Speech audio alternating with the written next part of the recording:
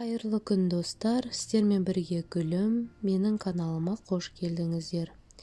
Бүгін сіздермен бірге зебра пирогының бірінші жасағаннан ақ шығатын, жұмсақ, нәзік, дәмі тіл үйіретін рецептісімен бөліскім келеді.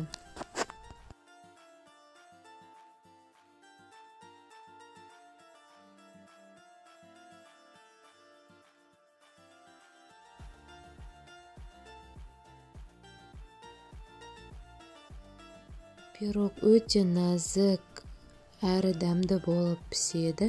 Бірінші жасағаннан ақ отбасыларыңызға ұнап, сүйікті пирогтарыңыздың қатарларына қосылады. Ол үшін бізге ұн, қант, жұмыртқа, қопсытқыш, майонез, май және какао қажет. Ең алдымен жұмыртқамызға қантымызды қосып, миксерменен жақсылап әппақ болғанша көпіргенше араластырамыз.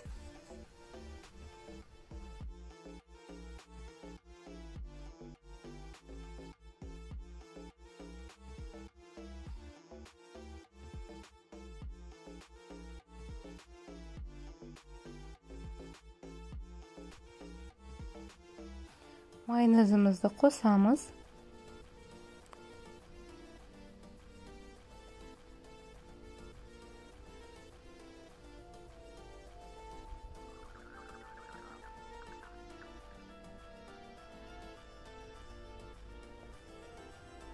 Кейін бірден күнбағыс майын құямыз.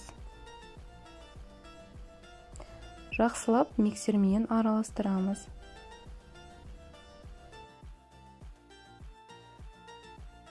Дайын болған массамызға ұнға қопсытқышты араластырып,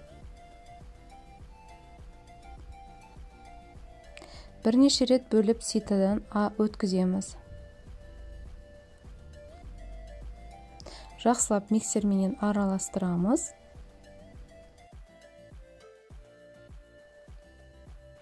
Дайын болған қамырды теңдей қылып екі бөлікке бөлеміз. Бір бөлігіне какаомызды қосып, бір текті қылдырып араластырамыз.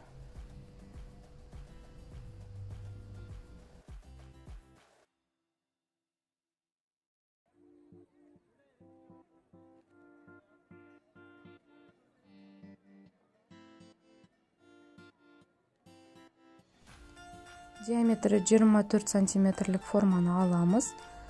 Дайын болған қамырды 3 қасықтан әрқайсысын бөліп саламыз.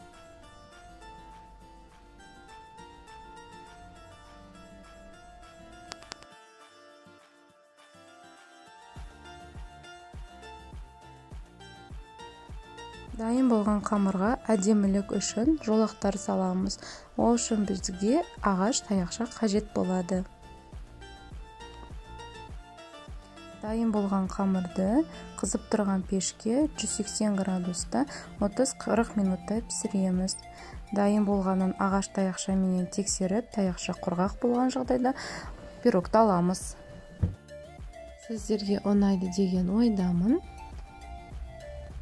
Астарыңыз дәмді болсын.